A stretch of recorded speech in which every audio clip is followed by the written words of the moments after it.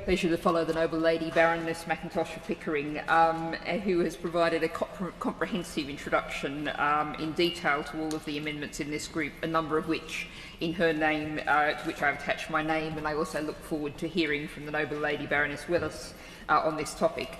I'm going to try to be fairly brief, very aware of the hour. But I'm actually going to start with Amendment 227A in the name of the noble lady Baroness Grenda, because in researching this I just found the most perfect case study to follow the recommendations, which I'm sure we'll hear from the noble lady shortly, of the need to build to allow for the practical reality of the world we live in today.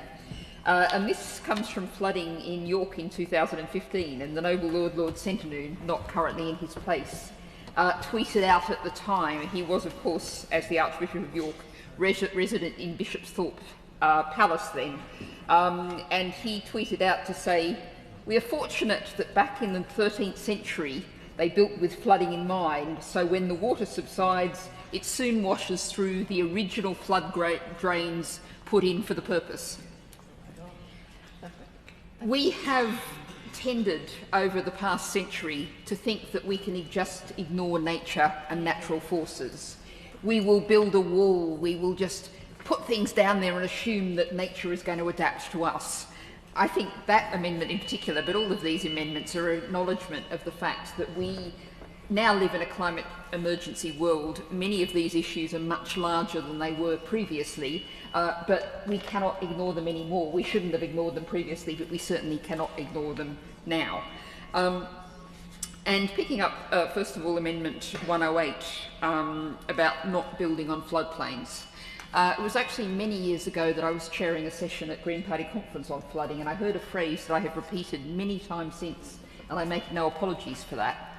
The floodplain is not beside the river. The floodplain is part of the river. And if you think about, you know, that lovely little green patch that might be called meadow flat or, wetland or something, and then just beside the river with a beautiful view over the river, and we've put housing on it. That's exactly the same as putting the house in the middle of the river.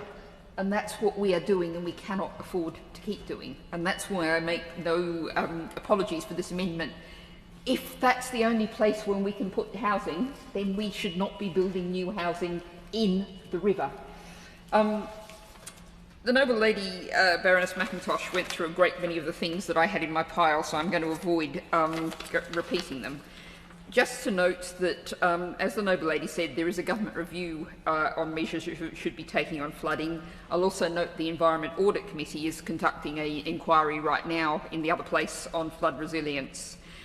The concern is obvious, but we really cannot wait for all of these to report. Many of the measures here, in terms of taking action to protect people, their lives, their property from flooding, we already know what to do. We don't need further inquiries on that.